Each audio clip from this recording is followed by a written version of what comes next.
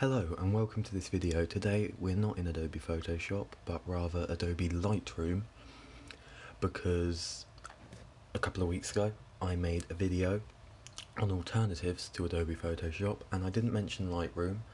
I'll link that video to this one, by the way, if you want to check it out. And yeah, I didn't mention Lightroom in it, and I probably should have, because although you can't cut and mix and do all that with images like you can in Photoshop and the alternatives I mentioned, you can do basic image adjustments like you can see down the side here, and you can crop it and rotate it and stuff, and it is like a good alternative to, say, the basic editor on your phone or whatever.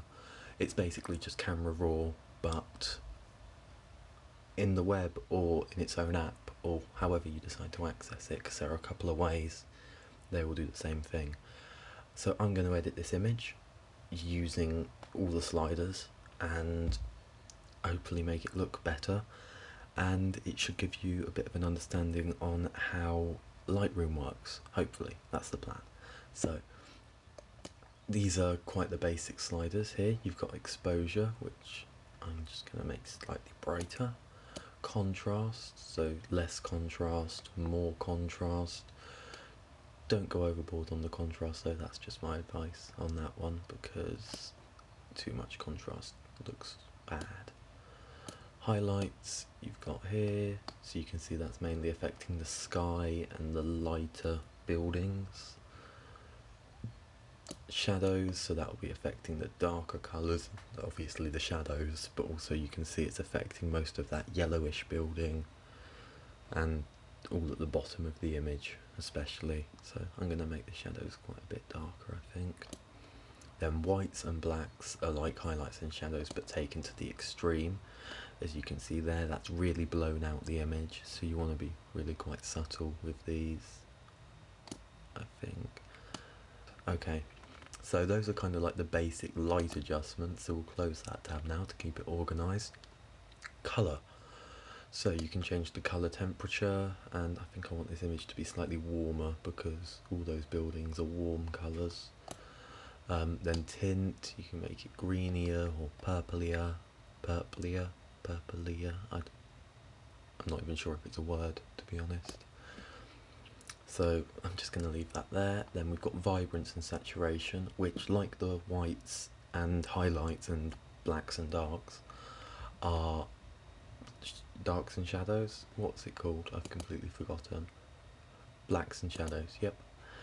We've got vibrance, which obviously makes it more or less vibrant, but as you can see, when you take vibrance all the way down, there is still some colour there. It's just made it less vibrant, it hasn't desaturated it. Saturation is vibrance but a lot more powerful, so if you take saturation all the way up, that's a lot more horrible than if you took vibrance all the way up.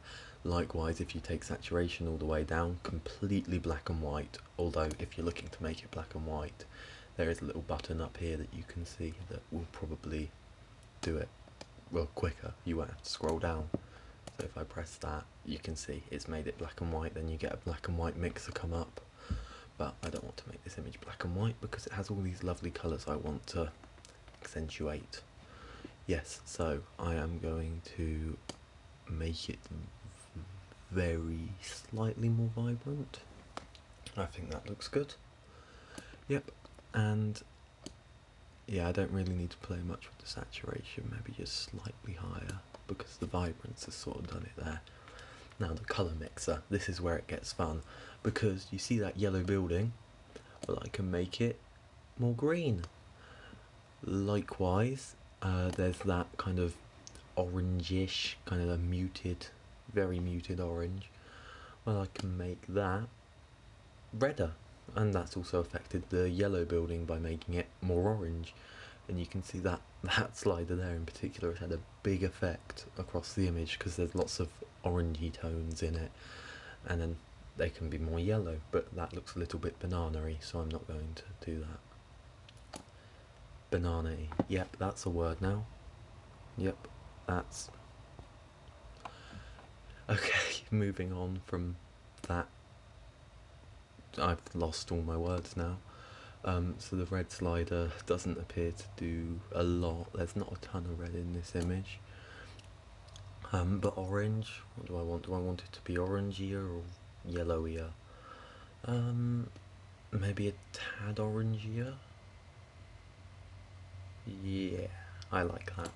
Then with yellows, I can actually take them back a bit to make that yellowier building a bit more yellowy again. So what I've done is basically make that a tad orangier and that a tad yellowier. Then green, I don't think we've got a lot of green in this image, and the trees at the back, you can see it's affecting this tiny little tree down here. Yeah, it's affecting that tree at the back, but yeah, I'll make that tree a bit greener then. Aqua, I don't think we've got any aqua in here really. I think it's affecting a t-shirt on a person in the background, but that's not really anything. Blue, is this going to affect the sky, or is the sky too white? It is affecting the sky slightly. So you can see that, especially in this part here, it's kind of gone turquoisey, and then if you keep watching that space, it's kind of gone purple now.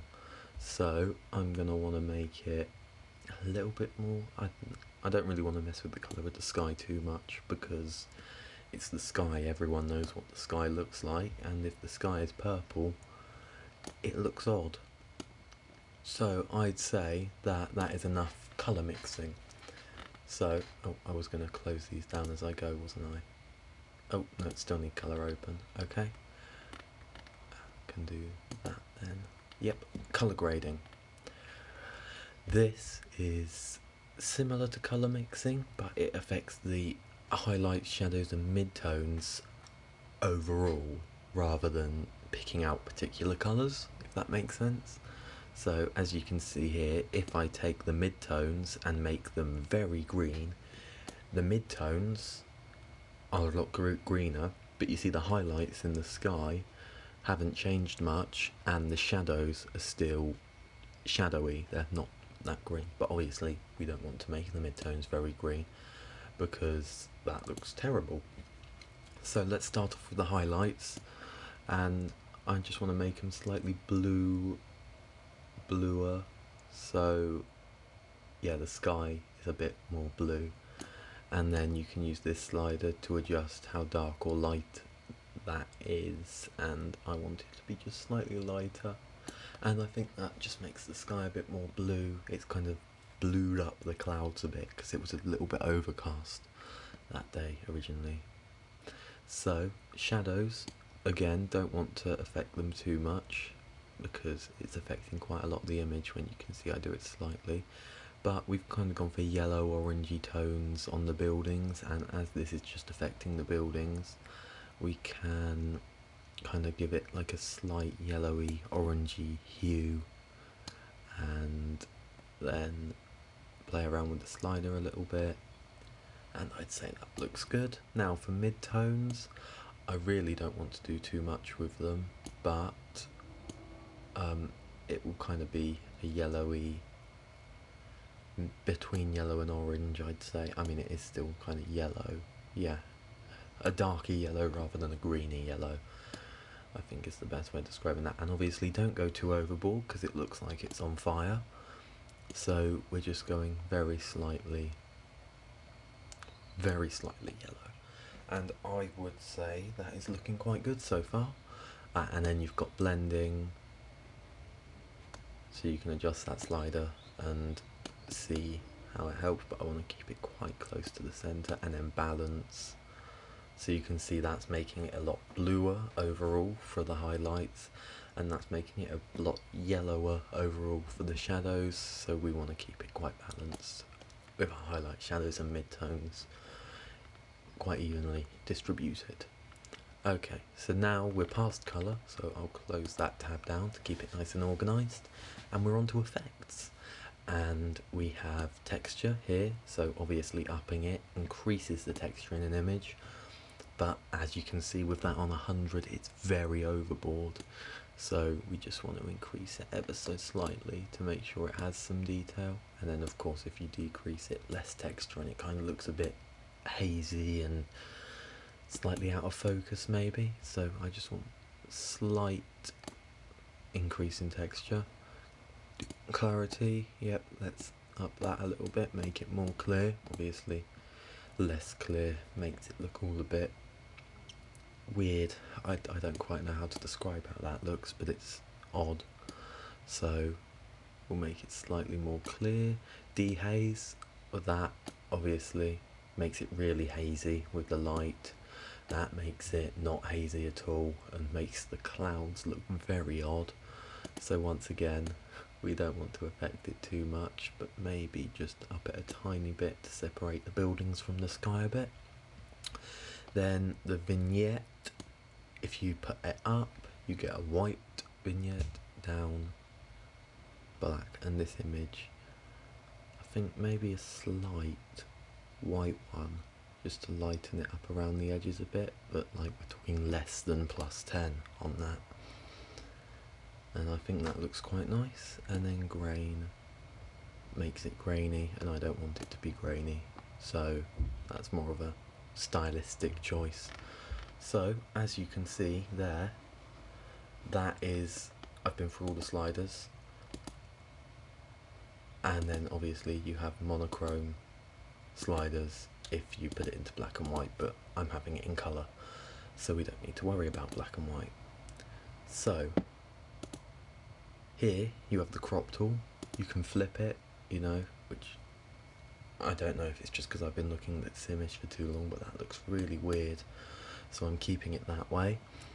You can rotate it if you had the image round the wrong way, you can straighten it, which obviously this image isn't supposed to be particularly straight, but I might just do that slightly, just because I quite like the way it looks. Now here you can reset to the original or reset to open, like how you opened it. And then lastly, we have presets. So I'm going to click off of crop. So you have color presets, you know, natural, bright, high contrast and detail, vivid, matte.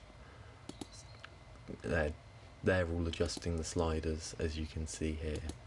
So I spent the last kind of 6 minutes of that video going through every single preset, and it was really boring.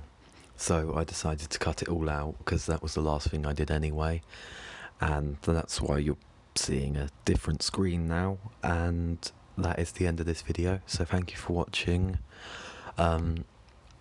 Like if you liked the video, and subscribe if you want to not miss the next one.